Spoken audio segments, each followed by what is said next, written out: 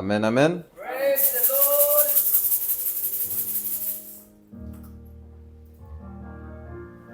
Est-ce que vous êtes dans la joie? Joie. Alléluia. Oui, effectivement, comme le frère Doudou l'a annoncé, j'étais censé exhorter, mais aujourd'hui, je vais faire la prédication. Amen. Amen. Il y a un verset qui me vient en tête. Vous ne connaissez ni le jour, ni l'heure. L'heure. Donc, soyez tout le temps prêts. Amen. Donc, merci, pasteur, de cette grâce que tu nous accordes de pouvoir passer ici devant nous, les jeunes, pour parler de la part de l'Éternel. Amen. Amen. Si nous venons ici, ce n'est pas pour jouer. Si nous sommes ici devant, ce n'est pas pour notre propre personne, pour notre propre gloire. Non, c'est pour élever le nom de notre Dieu Tout-Puissant qui est Jésus-Christ. Amen. Amen. Oui, j'aurai un objectif en fait qui est précis. Mon objectif, il est clair, il est net, il est précis. C'est Jésus. Alléluia. Mon objectif, concrètement, c'est si quelqu'un s'est éloigné de ce Dieu, qu'il puisse se rapprocher de ce Dieu. Si quelqu'un ne connaissait pas ce Dieu, qu'il puisse donner sa vie à ce Dieu. Alléluia. La Bible, elle est claire, elle nous dit « Allez vers toutes les nations, les baptisant au nom du Père, du Fils et du Saint-Esprit. » Allez vers toutes les nations, faire des disciples, les baptisant au nom du Père, du Fils et du Saint-Esprit. Et en leur enseignant tout ce que je vous ai prescrit. En enseignant au peuple de Dieu tout ce que Jésus a prescrit. Ce sera les objectifs clairs de ma prédication de ce jour. C'est que quelqu'un puisse donner sa vie à Jésus. Alléluia. C'est que quelqu'un puisse se rapprocher de Jésus. Sans Jésus, nous ne sommes rien. Sans Jésus, nous ne pouvons rien. On peut venir ici prêcher des miracles. On peut venir ici vous prêcher de la guérison. Venir ici vous prêcher que oui, tu auras une femme, oui, tu auras un mari, oui, tu auras des enfants. Dieu n'est pas contre toutes ces choses, car il a préparé des plans de bonheur pour tout en chacun et non des plans de malheur. Alléluia. Mais son meilleur plan qu'il a pour nous, c'est la vie éternelle. Amen. C'est pourquoi je veux recentrer à travers cette prédication notre objectif principal. Amen. Je vais vous demander encore une nouvelle fois de pouvoir m'accompagner dans la prière afin que nous puissions atteindre ces deux objectifs. Je suis convaincu que là où 2 ou 3 personnes sont réunies au nom de Jésus, Jésus est au milieu de nous. Jésus va pouvoir se présenter à quelqu'un aujourd'hui. Jésus va pouvoir parler à quelqu'un. Et je veux dire, ne ferme pas ton cœur. Aujourd'hui, ne ferme pas ton cœur. Ne prends pas en considération ma personne. Car moi, comme toi, je rendrai des comptes. Moi, comme toi, je suis condamné à mort. Et j'ai besoin de ce Dieu. Donc toi, depuis l'endroit où tu es, je vais te demander de faire une chose, d'incliner ta tête, d'entrer au plus profond de ton cœur dans ce lieu secret. Alléluia. Là où tu vas le croiser, ce Dieu Tout-Puissant. Car moi, j'ai aucun message pour toi. Moi, je ne sais même pas comment on fait un homme, comment on fait une femme. Encore moins une âme. Je ne sais pas quel est le chemin. Je ne sais pas quels sont les mots à dire devant le Père pour sauver ton âme. Mais lui, il les a. Inclinons nos têtes, prions. Seigneur Tout-Puissant, nous nous présentons devant toi, Seigneur, car oui, nous avons besoin de toi, Seigneur.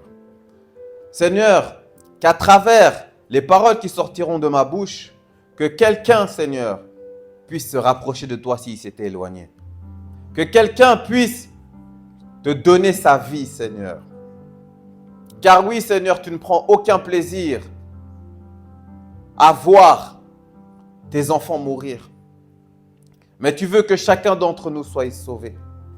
Seigneur Tout-Puissant, qu'à travers cette prédication, que nous puissions marcher avec toi, marcher sur ton chemin, qui est la vérité et qui est la vie. Seigneur Tout-Puissant, sois au milieu de nous, du début jusqu'à la fin, car tu es l'alpha et l'oméga. Seigneur, touche un cœur. Je ne sais pas comment tu fais pour changer quelqu'un. Je ne sais pas comment il faut faire, qu'est-ce qu'il faut dire, Seigneur, pour qu'une âme soit sauvée. Mais une chose que je suis convaincu, Seigneur, c'est que à tes yeux, chacune de ces âmes ici présentes sont précieuses. Tout simplement car ta parole le dit. Si une âme d'un pécheur se repent, c'est la fête au ciel, Seigneur. Seigneur, qu'à travers cette prédication, qu'il y ait la fête au ciel, Seigneur. Qu'à travers cette prédication, Seigneur, que toi et tes anges, Seigneur, que vous puissiez festoyer dans les cieux, Seigneur.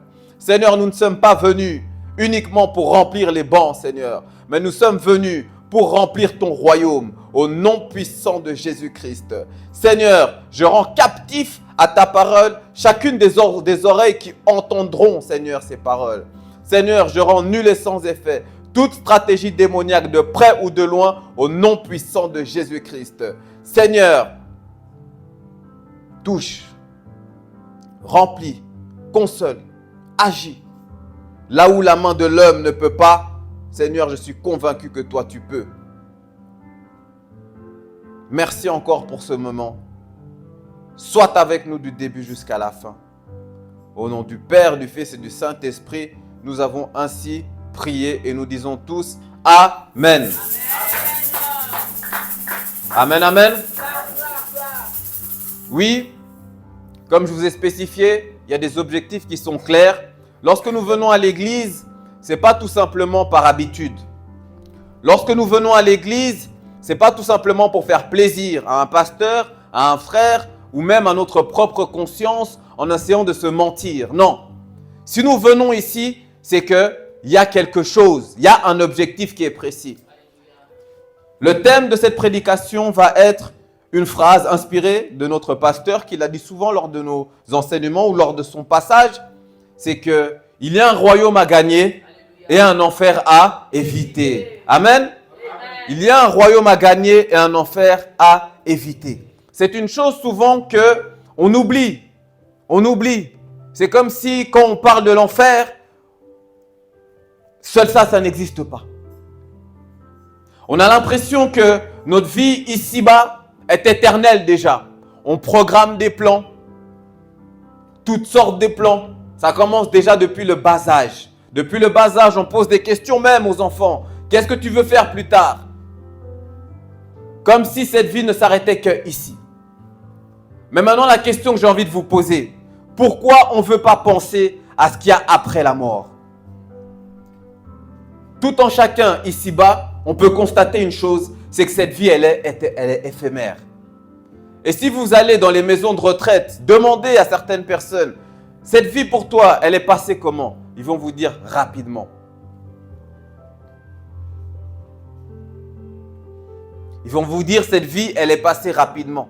Peut-être il n'y a même pas besoin d'aller dans les EMS pour se en rendre compte. Peut-être toi-même dans ta propre vie, tu commences à constater, mais le temps passe. Je me souviens encore quand j'étais à l'école primaire. Je me souviens encore quand j'étais dans l'école secondaire. Tu te souviens peut-être de ton premier emploi, de ton premier diplôme. Et là, tu vois que le temps passe.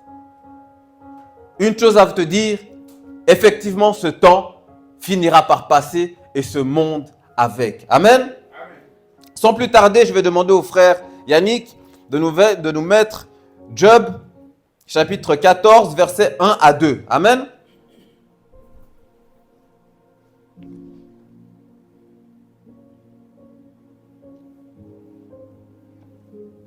La Bible déclare, l'homme né de la femme, ses jours sont limités et pleins de troubles.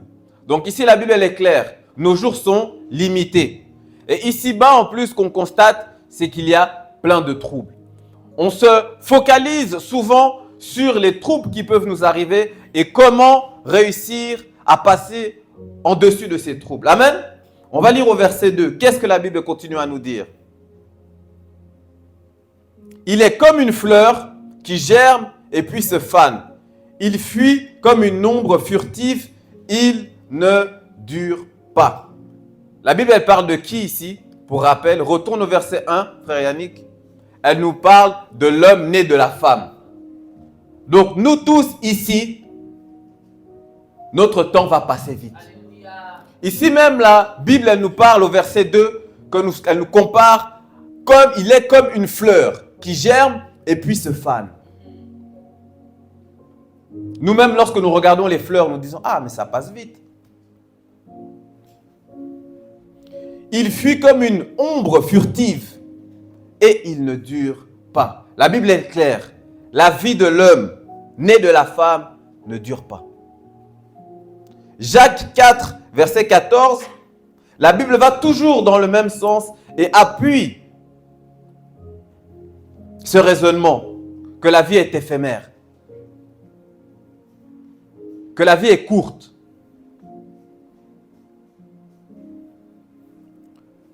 Savez-vous ce que demain vous réserve? Qu'est-ce que votre vie? Une brume légère, visible quelques instants et qui se dissipe bien vite. Amen?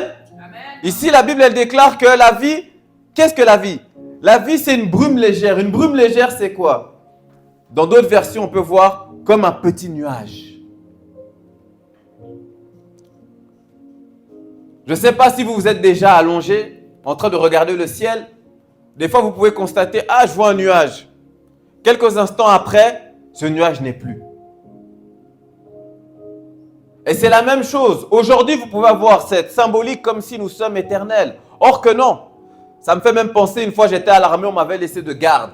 On m'avait laissé de garde, Richard, reste ici, tu vas surveiller l'entrée. Je surveillais l'entrée pendant des heures. Et à un moment, je me suis retourné, derrière moi, il y avait un cimetière. Et comme j'étais là depuis des heures, à penser tout seul, penser. Et lorsque j'ai regardé ce cimetière, je me suis dit, ah, peut-être qu'il y a une de ces personnes qui est dans ce cimetière, qui a fait l'armée comme moi. Peut-être qu'il y a une de ces personnes aussi, qui était même peut-être à l'endroit où je suis. Le cimetière, il était grand. Et peut-être que cette personne aussi avait l'impression que je ne finirais jamais dans ce cimetière. La Bible déclare que cette vie est éphémère et elle est rapide comme une brume légère. Amen? Ici, moi, je vais vous dire quelque chose. Ne vous laissez pas avoir par les illusions de ce monde. Car comme on constate, c'est que ce monde, il ne dure pas. Beaucoup de gens dans ce monde vont passer leur temps à chercher des choses éphémères. De ce monde éphémère. L'argent, la gloire, le pouvoir, les plaisirs. Or que tout cela est temporaire. Matthieu 16, 26. La Bible déclare: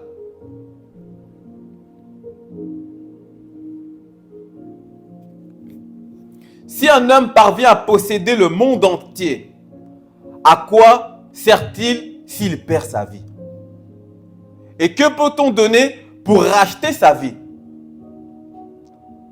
D'autres versions, si une personne gagne toutes les richesses du monde, mais s'il perd sa vie, à quoi cela lui sert-il? Qu'est-ce qu'on peut payer en échange de la vie? Vous ne voyez pas que c'est une question qui est très profonde. Qu'est-ce qu'on peut payer en échange de la vie? Il y a beaucoup de gens que vous allez voir qui ont réussi à gagner toutes ces richesses de ce monde. Mais on constate que si la santé n'est plus, ils sont prêts à donner toutes ces richesses pour pouvoir avoir la santé. Donc moi, je vais vous dire une chose. Dans ce monde, rien ne sert de chercher toutes les richesses si c'est pour perdre ton âme. Amen. La chose la plus importante que tu dois sauver, c'est ton âme. La première des choses. 1 Timothée 6, verset 7, la Bible déclare: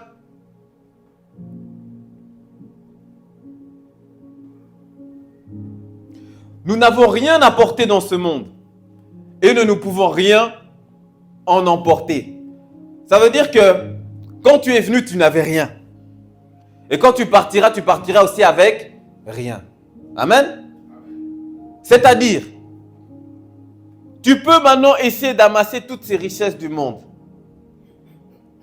mais tu partiras sans.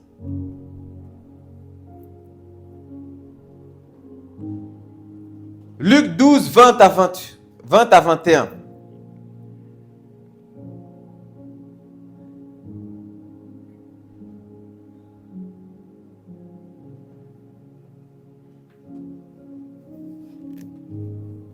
Mais Dieu lui dit, pauvre fou que tu es, cette nuit même tu vas mourir.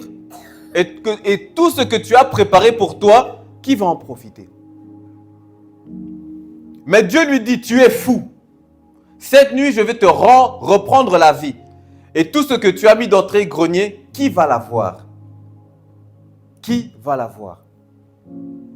Continue le prochain verset, frère Yannick. Voilà quel sera le sort de tout homme qui amasse des richesses pour lui-même, au lieu de chercher à être riche auprès de Dieu. Amen. Ici, la Bible, elle est claire. Elle te dit vraiment que tu es un insensé. Si toi, tu cherches uniquement à remplir tes poches ici-bas, sache que quand tu n'auras plus cette vie, tu n'auras aussi plus rien. Et la Bible, elle nous exhorte, elle nous encourage, au lieu de chercher à être riche auprès de Dieu. Elle nous encourage à chercher à être riche auprès de Dieu. Amen. Et maintenant, j'ai une question à te poser. Est-ce que toi, tu es riche auprès de Dieu? Parce que les richesses que tu vas pouvoir amasser auprès de l'Éternel, c'est celles qui vont réussir à franchir même cette mort. Moi, je vous ai dit que mon objectif d'aujourd'hui, c'est que vous puissiez vous rapprocher de Dieu si vous vous étiez éloigné. Et donner votre vie au Seigneur si vous ne lui avez pas donné votre vie. C'est ça l'objectif principal. Parce qu'il y a quoi? Un royaume à gagner et un enfer à éviter. Quand on vient ici, on ne vient pas tout simplement pour faire des blagues. On ne vient pas tout simplement pour impressionner quelqu'un. On vient tout simplement parce qu'un jour, vous comme moi, on se retrouvera face à ce Seigneur. Et qu'est-ce qu'on pourra lui dire? On va lui dire, ah mais regarde, j'avais acheté une belle maison. Ah, j'avais cette voiture-là que j'ai réussi à amasser.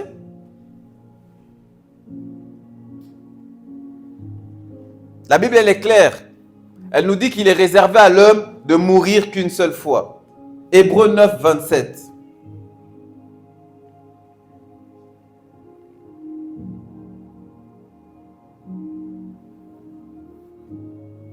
Et comme le sort de tout homme est de mourir une seule fois, après quoi il est jugé par Dieu. Je ne sais pas si vous avez déjà vu quelqu'un partir, revenir. Moi, en tout cas, actuellement, non. Donc, un jour,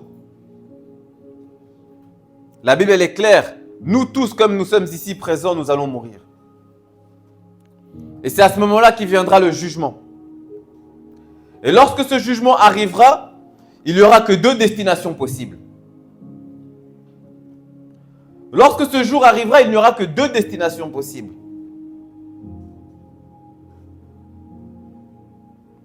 La vie éternelle pour ceux qui sont sauvés et la mort éternelle pour ceux qui sont condamnés. C'est pourquoi je vous dis que quand vous venez ici, vous ne venez pas pour jouer. Quand tu prends de l'importance, pour certains, ils prennent de l'importance quand ils vont au boulot. Tu prends soin, tu fais attention, etc. Pourquoi? Parce que tu sais qu'aussi, ta vie ici-bas, elle dépend de ton travail. Si tu fais le malin au boulot, on peut te renvoyer, tu ne manges pas. Mais c'est la même chose aussi lorsqu'on vient dans la maison de l'Éternel. Parce que ce même Dieu qui a envoyé son Fils unique afin que quiconque croit en lui soit sauvé, c'est ce même Dieu aussi qui a fait l'enfer. C'est ce même Dieu aussi qui est amour, mais qui enverra aussi certaines personnes en enfer. Ça nous rappelle quelque chose. On ne rigole pas avec la grâce. On ne rigole pas avec la grâce.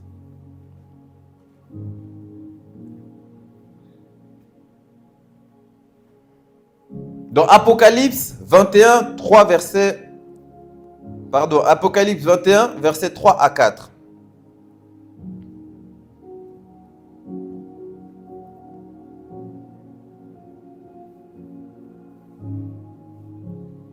Et j'entendis une voix, une forte voix, venant du trône, qui disait, « Voici la tente de Dieu avec les hommes.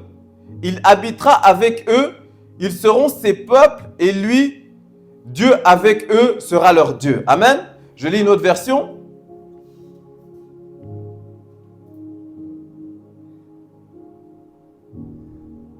Alors j'entends une voix forte qui vient du siège royal. Elle dit, maintenant, la maison de Dieu est au milieu des êtres humains. Il va habiter avec eux, ils seront ses peuples, Dieu lui-même sera avec eux et il sera leur Dieu. Amen. Verset 4. Il essuiera toutes larmes de leurs yeux. La mort ne sera plus et il n'y aura plus ni deuil, ni plainte, ni souffrance. Car ce qui était autrefois a définitivement disparu. Amen. Donc ici, la Bible, elle est claire. Il y aura un moment où il n'y aura plus de larmes. Il n'y aura plus de souffrance. Il n'y aura plus de mort. Il n'y aura plus de deuil. C'est ce que Dieu il a réservé à ceux qui sont sauvés. Amen. Alléluia. Moi, c'est quelque chose que je vous ai dit que j'avais pour objectif que quelqu'un puisse soit se rapprocher de Dieu, soit donner sa vie à l'Éternel. Parce que oui, il y aura un moment où Dieu fera une séparation. Mais maintenant, de quel côté seras-tu? La Bible déclare il y aura sur la gauche les chèvres, les boucs, sur la droite les moutons, les brebis de Dieu. Mais maintenant, parmi qui tu seras compté? C'est la question à se poser. Et le seul chemin qui mène à l'Éternel, c'est Jésus-Christ.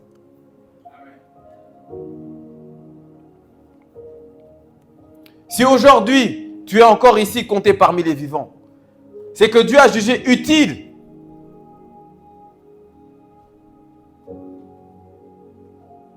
car tu as encore une chance d'être sauvé. Mais après la mort, c'est fini.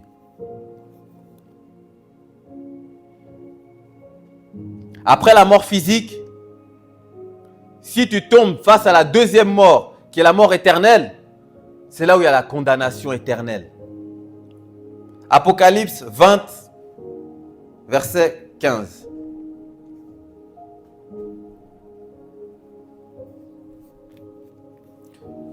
On y jeta aussi tous ceux dont le nom n'était pas inscrit dans le livre de vie. Et si quelqu'un n'a pas son nom écrit dans le livre de vie, il est jeté dans le lac de feu. Et si quelqu'un n'était pas trouvé écrit dans le livre de vie, il était jeté dans l'étang de feu. C'est quelque chose que je ne souhaite à personne. Un feu éternel qui ne s'arrête pas. La Bible déclare même qu'il y aura des grincements dedans. Mais il n'y a plus amour, il n'y a plus espoir. C'est un lieu en réalité qui a été préparé pour le diable et ses anges.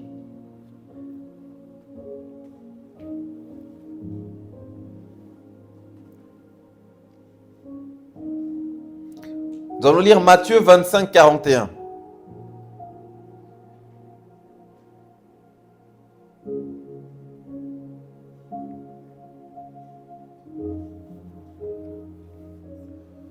Puis, il se tourna vers ceux qui seront à sa gauche. Retirez-vous loin de moi, vous que Dieu a maudit, et allez dans le feu éternel, préparé pour le diable et ses anges. Amen.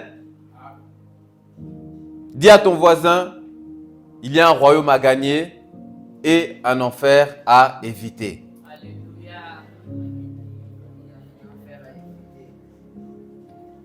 Cet enfer-là, certaines personnes, même dans mon quartier, d'autres, ils disaient « Ah non, moi je vais aller en enfer. C'est là où il y a vraiment à tout le monde. C'est là où il y a l'ambiance et tout. » Et moi je vous dis, là-bas, c'est pas où il y a l'ambiance.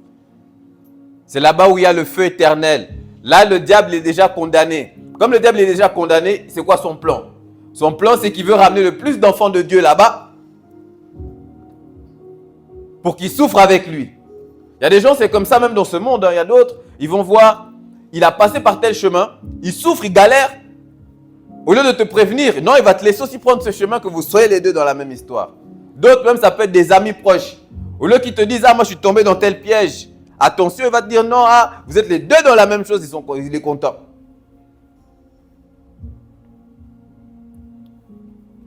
Donc ne suivez pas le diable. Le diable, il va venir vers vous avec des bons plans. Ah non, tu sais quoi, viens, sors, laisse tomber la parole de Dieu, dimanche. Ah, vous voyez pas les bancs comme sont de plus en plus vides. Mais viens au lac. Mais viens ce week-end, on sort, on va en boîte de nuit. Mais arrête, ça c'est des choses d'anciens, ça. Jésus, ça fait 2000 ans. Ça fait 2000 ans. Sois un peu de ton temps, non? Ambiance-toi. Mais quand ce sera l'heure de l'étang de feu, ce même diable, il va vraiment se retourner dire, hé, non, moi, non, toi-même, tu as fait le choix.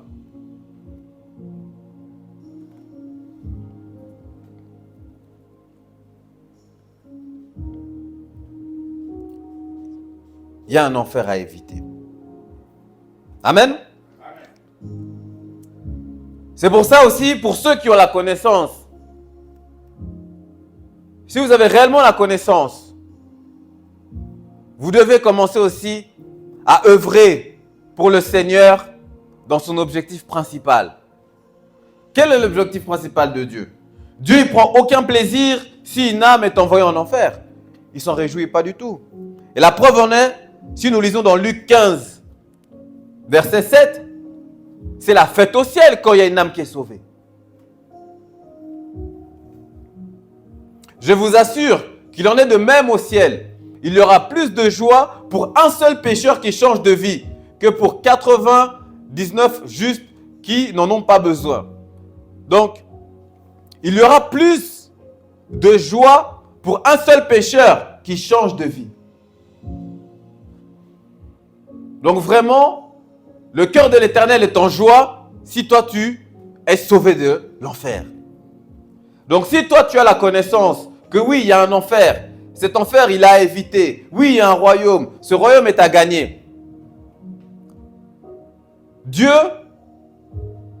j'ai pas entendu dans la Bible, en tout cas, j'ai pas lu de versets qui disent que Dieu est dans la joie quand tu t'es marié, que Dieu est dans la joie quand tu as trouvé un nouveau travail, que Dieu est dans la joie quand tu as eu un enfant. Mais une chose qui est écrite dans la parole, lorsqu'une âme est gagnée, Dieu est dans la joie. Et si toi tu as la connaissance et que tu peux aller gagner des âmes, est-ce que tu peux mettre cet éternel dans la joie? Imagine ta vie, comment elle va changer. Si toi tu commences à œuvrer pour cet éternel. Si Dieu Tout-Puissant commence à regarder dans ta direction et il sourit sur ta vie. Quand il voit ta vie elle est agréable à ses yeux. Tu t'imagines? Il y a d'autres personnes, peut-être vous enviez la vie de certaines personnes. Mais si lui réjouit le cœur du Seigneur et que toi tu ne le fais pas, vous n'aurez pas la même récompense. Et même au temps de la fin, au moment du jugement dernier, Dieu récompensera selon nos actions. C'est-à-dire que même lorsque tu es ici-bas, même lorsque tu es déjà chrétien, né de nouveau et sauvé, on éprouvera aussi tes œuvres. Oh non, moi je suis un simple, hein. Je viens simplement et tout, simple. Toi en tant que simple. Simple. Or que non, lorsque nous sommes enfants de Dieu, nous sommes tous appelés. Nous sommes tous appelés à œuvrer. Nous sommes tous appelés à éviter cet enfer à plus de personnes que nous pouvons. Parle-en à ta famille. Parle-en à tes amis. Cette bonne nouvelle, c'est une bonne nouvelle que nous sommes sauvés. Parce que la Bible, elle est claire. Elle nous dit que le salaire du péché, c'est la mort. La Bible, elle est claire. Elle nous dit que nous avons tous péché, que nous sommes tous privés de la gloire de Dieu. Ici, comme nous sommes là, tout le monde, nous sommes comptés comme des pécheurs. Mais le seul moyen d'être sauvé, c'est Jésus. Amen. Amen.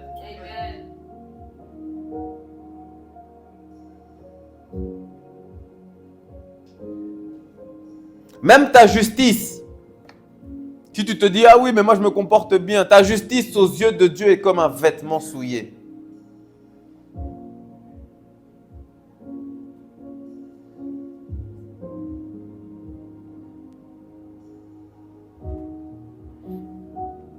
Donc aujourd'hui, commence aussi à te préoccuper comment être sauvé. Ton âme, c'est toi qui dois prendre soin de ton âme avant que les autres viennent prendre soin de ton âme. Non, Il faut que toi-même tu te dises, ok, d'accord. Je suis en train de faire mon plan pour mon avenir, qui est proche, mes études, mon travail, ma relation émotionnelle, familiale.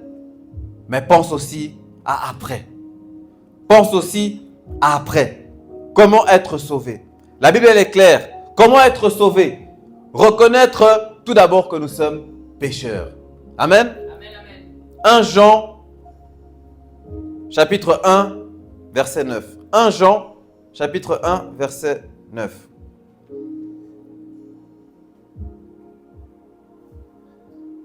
Si nous reconnaissons nos péchés, il est fidèle et juste et par conséquent, il nous pardonnera nos péchés et nous purifiera de tout le mal que nous avons commis. Il faut déjà reconnaître tes péchés, reconnaître que tu es pécheur et que tu as besoin de Dieu. C'est la première étape. Si tu veux jouer le grand gaillard, le grand costaud, sache une chose. Ici-bas, il n'y a qu'un seul nom qui a commis aucun péché et c'est Jésus-Christ. Et tous, comme nous sommes ici, nous avons besoin de Jésus. Il faut aussi que tu te repentes. Ça, c'est le point 2. Actes, chapitre 3, verset 19.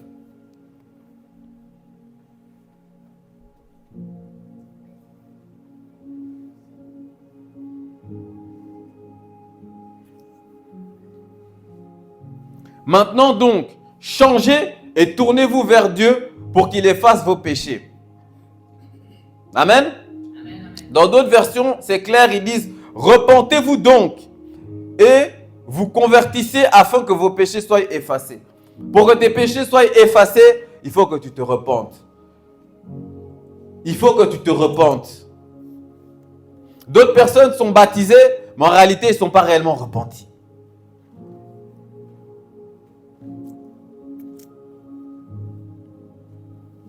Et tournez-vous vers Dieu. Je vous ai dit au début de ce message que l'objectif était que quelqu'un puisse se rapprocher de Dieu. Si tu t'étais éloigné de Dieu, que tu puisses te rapprocher, continuer ta marche avec Dieu. Si tu t'étais pas fait une alliance avec Dieu, que tu puisses t'unir avec ce Jésus. Amen. Luc 13, verset 3. Qui va toujours dans la même idéologie de repentance, de changer de vie. Tu ne peux plus marcher comme avant.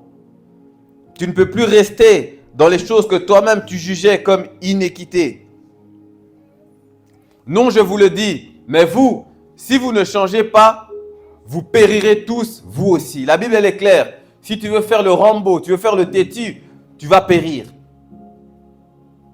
Ne ferme pas ton cœur.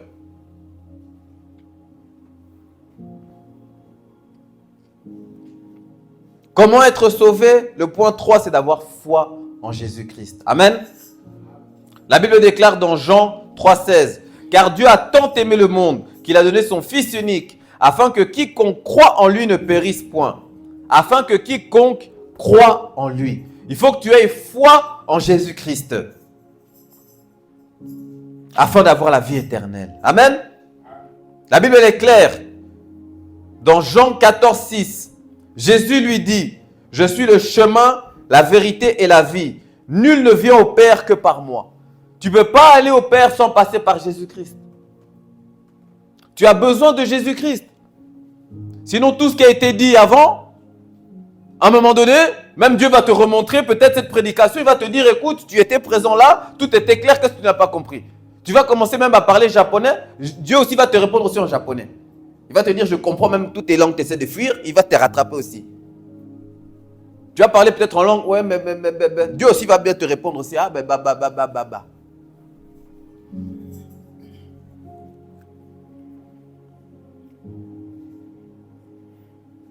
Romains 10, 9. Si tu confesses de ta bouche le Seigneur Jésus et si tu crois dans ton cœur que Dieu l'a ressuscité des morts, tu seras sauvé. Tu dois confesser aussi de ta bouche. C'est cette confession qui vient même avant le baptême. Tu confesses, ensuite tu te baptises. Amen.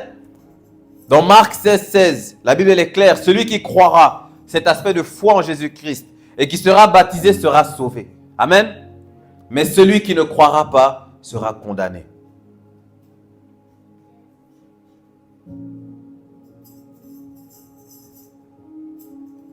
Tu as peut-être déjà fait toutes ces étapes et tu ne te retrouves plus là-dedans. Tu te dis, moi je suis baptisé, moi je crois. Il faut que tu continues. Maintenant, il faut que tu avances sur ce chemin. Tu dois vivre une vie nouvelle en Christ. Il faut aussi qu'on puisse constater que oui, tu n'es plus cette même personne. Amen. 2 Corinthiens 5, 17. Si quelqu'un est en Christ, il est une nouvelle créature. Les choses anciennes sont passées, voici toutes choses sont devenues nouvelles. Amen. Ainsi, celui qui est uni au Christ est une nouvelle créature. Ce qui est ancien a disparu, voici ce qui est nouveau est déjà là. Amen. Est-ce que lorsqu'on te regarde, on peut constater que tu es une nouvelle créature? Ou est-ce que toi, peut-être, tu es déjà passé par les eaux du baptême, mais lorsqu'on te regarde, tu es toujours la même personne? Il faut te poser la question, est-ce que tu es encore uni à ce Christ? Ou est-ce que tu as déjà divorcé? L'objectif de ce message, c'est que quelqu'un puisse donner sa vie à Jésus-Christ et quelqu'un aussi qui s'était éloigné puisse se rapprocher de Dieu. Tu dois vivre une vie de sanctification. La Bible nous déclare dans Hébreux 12, 14. Hébreux 12, 14.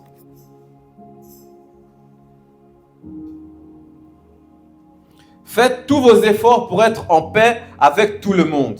Donc déjà, tu as un premier aspect, c'est à être en paix avec tout le monde. Et pour mener une vie de plus en plus sainte, sans laquelle nul ne verra le Seigneur. Donc si toi, tu ne recherches pas la paix avec les gens, et tu ne fais pas en sorte de rechercher une vie de plus en plus sainte, tu ne verras pas le Seigneur. Cherchez à vivre en paix avec tout le monde et à mener une vie qui plaît à Dieu. Donc, tu es baptisé, tu es né de nouveau, tu crois en lui. Mais ce que tu dois faire aussi, c'est de chercher à mener une vie qui plaît à Dieu. Est-ce que ta vie, elle plaît à Dieu? Est-ce que ta vie que tu vis, elle plaît à Dieu? C'est la question qu'il faut te poser. Parce que sans cela, la Bible, elle est claire. Personne ne verra le Seigneur. J'aime bien cette version qui dit « Recherchez la paix avec tous et la sanctification, sans laquelle personne ne verra le Seigneur. » Donc, la sanctification, c'est quoi? C'est la sainteté. C'est de vivre une vie qui plaît au Seigneur. C'est de vivre une vie de plus en plus sainte. En réalité, en ayant donné ta vie en Jésus-Christ, on doit avoir une évolution. Ça veut dire que à chaque prise de parole, à chaque prise de position, à chaque action que tu poses, on doit constater que tu ressembles de plus en plus à Christ.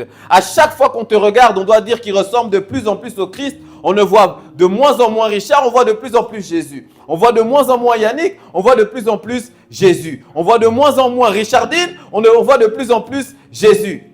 Alléluia. C'est cet aspect-là maintenant qui doit se passer chez nous. Si nous voulons être comptés parmi ces vivants, comptés parmi ceux qui seront inscrits dans le livre de vie. Amen. Mais maintenant, je vais vous dire quelque chose que j'ai dit même au tout début. Ça va être un appel, comme je vous ai dit, à donner votre vie à ce Dieu Tout-Puissant. Sincèrement, si tu t'étais éloigné, rapproche-toi de lui. Si tu ne lui avais jamais donné ta vie, c'est le moment. La Bible est claire dans Hébreux 3,15. Pendant qu'il est dit, aujourd'hui, si vous entendez sa voix, n'endurcissez pas vos cœurs, comme lors de la révolte. Ce n'est pas le moment d'endurcir son cœur. Pourquoi? Aujourd'hui, moi, on m'a dit, tu vas prêcher, or que je vais dans le plan d'exhorter. Mais est-ce que moi, je connais le plan du pasteur? Non. J'ai été tributaire de son plan. Mais est-ce que vous connaissez le plan de Dieu? Vous allez être, tout comme moi, tributaire aussi du plan de Dieu. C'est-à-dire qu'on ne connaît ni l'heure, ni... Donc, vous devez quoi? Veiller. Donc, c'est dans cet aspect-là que je vais vous demander de veiller sur vos âmes. Ça veut dire que toi-même, tu dois regarder à l'intérieur de ton cœur. Ce n'est pas au pasteur de le faire, c'est à toi de le faire. Car ce n'est pas au frère de le faire ou à la sœur de le faire, c'est à toi-même de le faire. Car personne n'a accès à ton cœur à part Dieu et toi-même. Donc aujourd'hui, je vais te demander de faire une prière. Si tu n'avais jamais donné ta vie à Jésus-Christ, c'est le moment de le faire. La Bible est claire. Ne ferme pas ton cœur. Ne ferme pas ton cœur. Ne commence pas à regarder, oui, mais peut-être que là, mais moi, les gens, ils pensent. Et lorsque tu seras devant ce Seigneur, tu seras seul. Ces mêmes personnes, peut-être, qui te critiqueront, te calomnieront, qui rigoleront de toi, te pointeront du doigt. Ils n'auront aucun impact sur toi. Ce sera ce Dieu Tout-Puissant.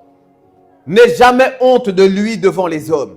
et lui n'aura jamais honte de toi devant le Père. Cette prière est pour ceux qui veulent donner leur vie à Jésus-Christ. Je ne vais pas vous demander de venir devant, mais de tout simplement, dans votre cœur, faire cette prière. Vous pouvez répéter après moi, tout simplement, en accord avec le Saint-Esprit et en même temps de tout votre cœur. Amen. Seigneur Jésus, je reconnais que je suis un pécheur et que je suis perdu sans toi. Je crois que tu es mort sur la croix pour moi et que tu es ressuscité pour me donner la vie éternelle. Aujourd'hui, je t'accepte comme mon Seigneur et mon Sauveur personnel.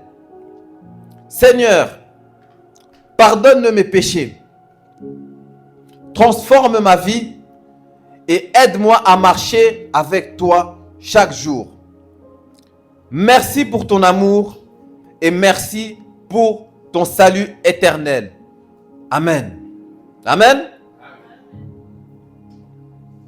Une prière aussi également pour les gens qui se sont éloignés de Dieu. Si tu t'es éloigné de Dieu, tu es peut-être déjà baptisé, tu as cru, tu as déjà rencontré l'Éternel, mais tu constates que tu stagnes et que tu recules. Répète après moi. Seigneur, me voici devant toi. Le cœur humble. Je reconnais que je me suis éloigné de toi. Que j'ai laissé la distraction entrer dans mon cœur. Le péché prendre ta place dans ma vie.